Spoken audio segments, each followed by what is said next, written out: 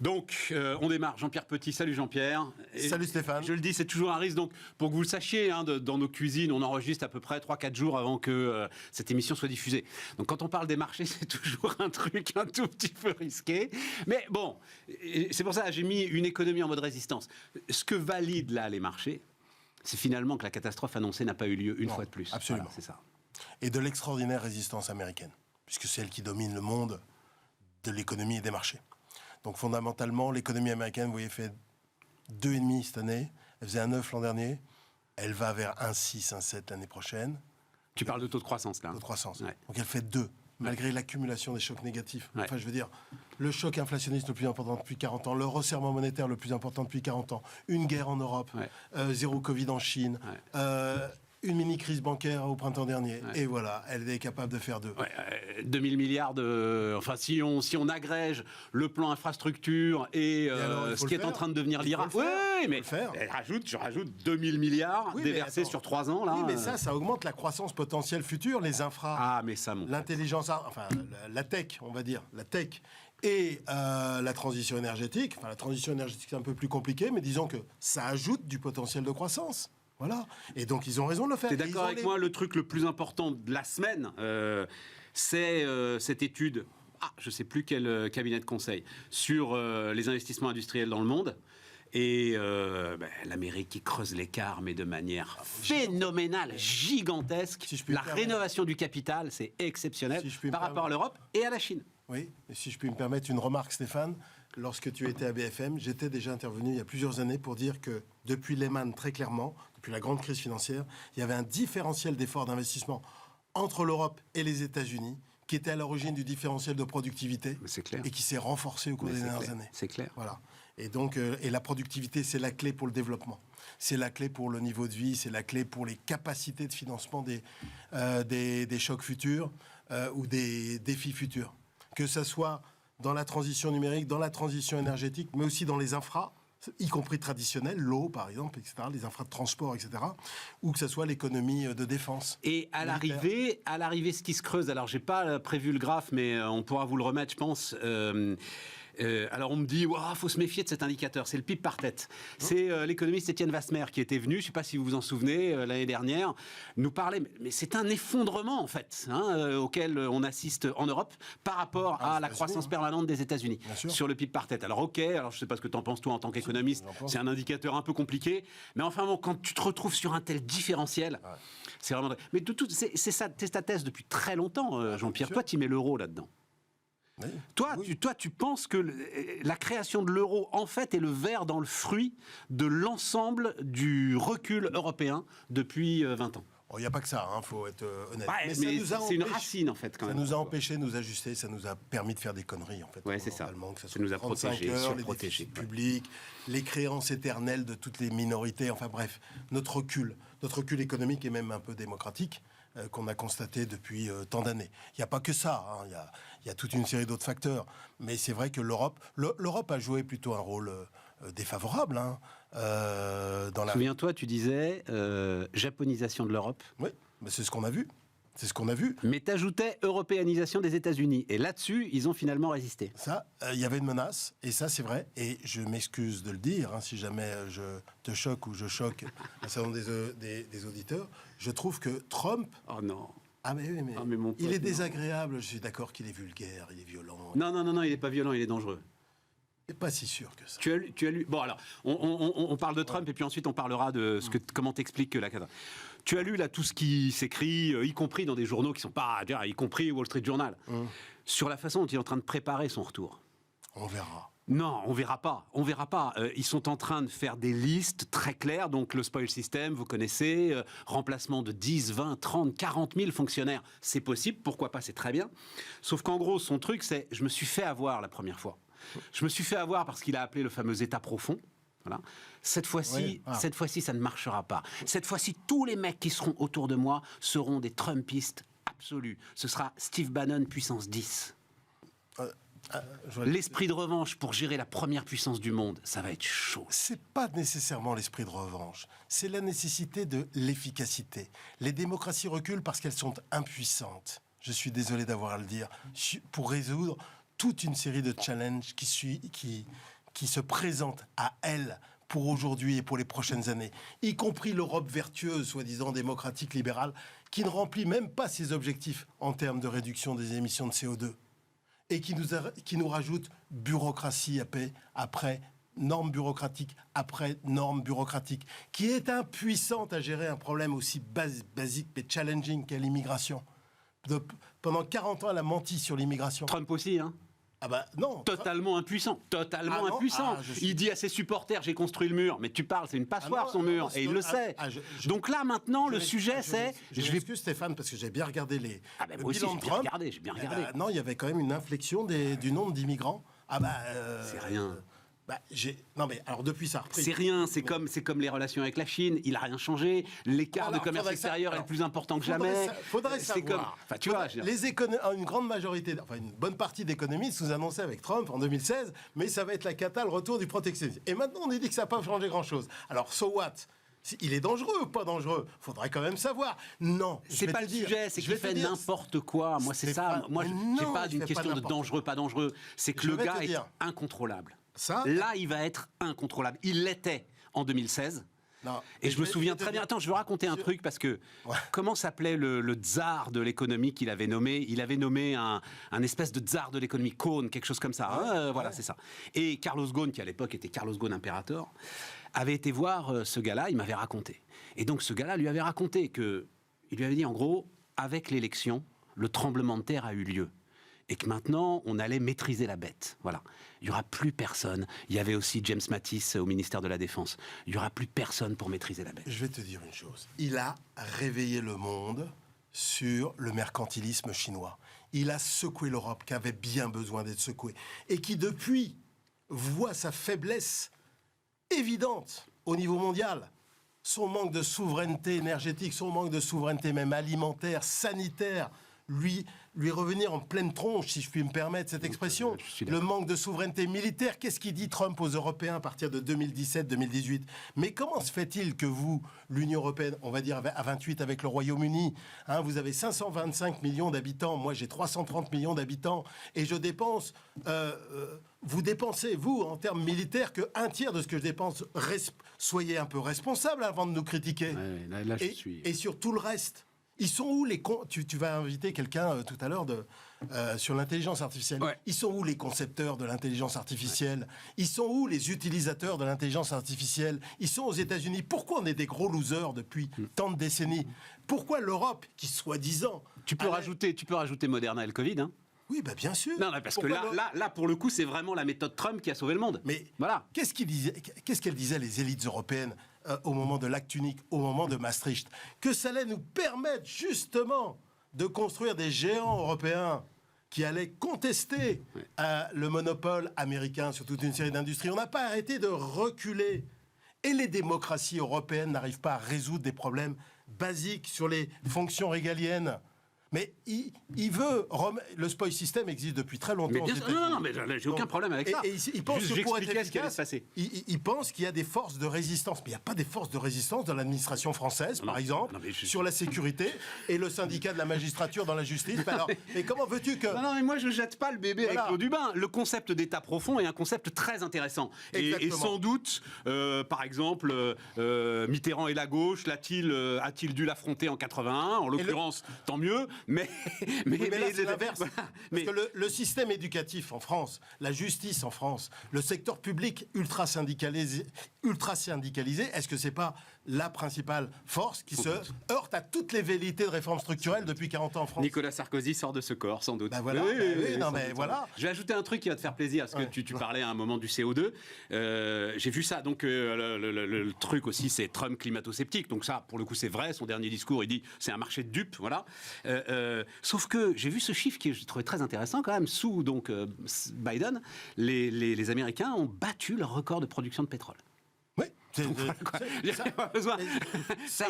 Ce fameux peak oil là, on court derrière le peak oil depuis au moins 2 ou 3 décennies. Bon là, c'était 2019 et cet été, ils ont battu le record de production de 2019. Je reviens sur le mercantilisme chinois parce que je m'en souviens très bien en 2016. Moi, je contestais ça.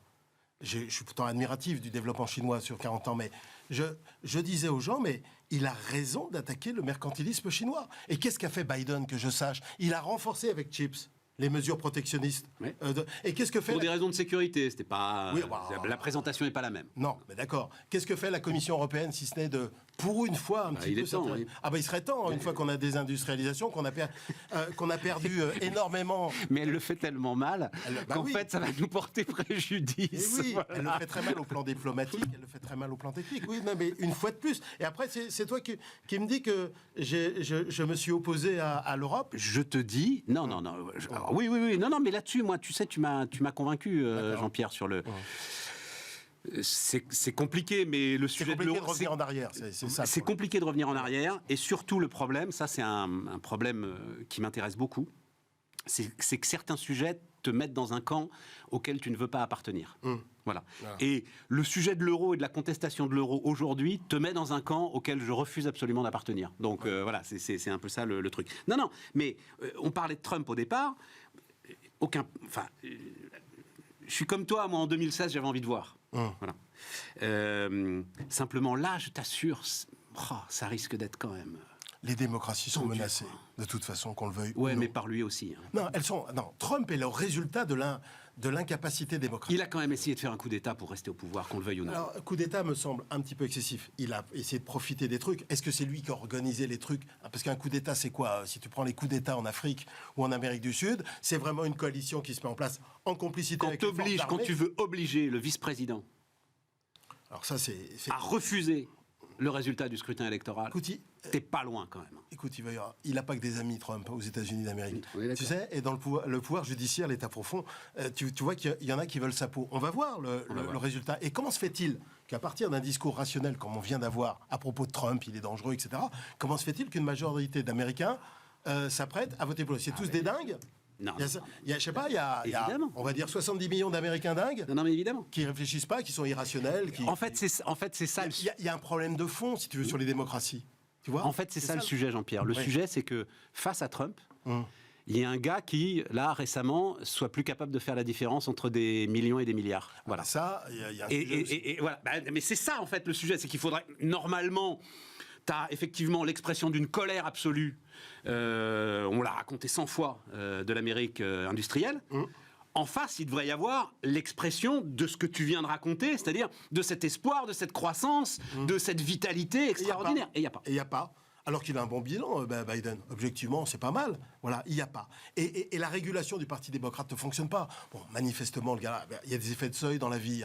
À partir de 81, 82, 83 ans, on perd une partie de ses capacités. C'est comme ça. Clair. C'est pas de sa faute. Bon, il y a un problème sur Biden. Ouais. Le Parti démocrate américain ne fonctionne pas en tant que structure démocratique. Il est incapable de suggérer un autre candidat. En l'état actuel des choses, dans le discours dominant, alors sauf s'il y avait un accident, etc., on se fait l'idée qu'il y a une fatalité Biden versus Trump. Oui. C'est pas normal. Non. C'est pas normal. Donc la démocratie ne fonctionne pas. Et en face, alors non, quand même, revenons parce que une économie en mode résistance. Comment est-ce que tu expliques qu'un tel resserrement monétaire, une telle violence, ait pas provoqué la récession qui semblait inscrite? Ouais. La récession mondiale qui semblait inscrite. Alors les taux, certes, ont monté très fortement, mais après, ce qui compte pour les taux d'intérêt des particuliers, des entreprises et des administrations publiques, c'est le taux moyen de refinancement. Ouais. Or, n'oublie pas que les entreprises, administrations et ménages bénéficient encore des taux bas empruntés antérieurement. Donc, il ne faut pas raisonner hausse des taux instantanée de marché, dégradation immédiate des conditions de refinancement. Ça va être lissé dans le temps, car la maturité des prêts dans l'ensemble a beaucoup augmenté. Oui, j'ajouterais que le niveau de dette n'est pas élevé aux États-Unis. Le niveau de dette des ménages est bien en deçà des niveaux records de 2007. Le niveau des dettes corporate, il n'y a pas eu de bulle de dette corporate, il n'y a pas eu de bulle de dette des ménages au cours des dernières années. Quand tu regardes le ratio de couverture des intérêts, ça veut dire quoi? Grosso modo, les bits des boîtes, les profits des boîtes, on va dire, sur la charge d'intérêt. On est parti d'un niveau très élevé. Donc on a de quoi absorber la hausse progressive des taux de marché. Sachant que l'économie américaine se régule bien, parce que finalement, à la faveur de la désinflation et d'un discours plus dovish de la Banque centrale, les taux longs depuis 2 mois, baissent très fortement. Parce que là, tu as quasiment... Discours dovish, c'est... Discours cool. Plus cool, moins Et dur. la désinflation est extraordinaire aux États-Unis. Tu es à 3 à peu près d'inflation. Tu étais à 9 en juin 2022. Il n'y a pas un effet de base d'énergie qui va nous rattraper à un moment, on le dit pour l'Europe, là. On a bien calculé ça. Alors, à moins que tu prévois des prix du baril à $150, évidemment. Mais franchement, c'est pas vraiment réaliste. Donc, même si tu prévois $80 l'année prochaine en moyenne, à peu près, l'inflation va revenir vers 2,5 et va tangenter un peu plus de 2 en fin 2024.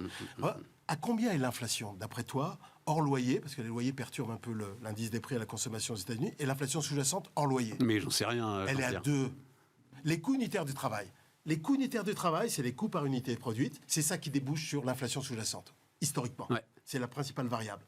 D'après toi, ils évoluent comment? Ils ont baissé. Ouais. Ils ont baissé au T3. Pourquoi? Parce que la productivité remonte. Donc eux, ils sont tirés d'affaire, nous aussi, sur l'inflation?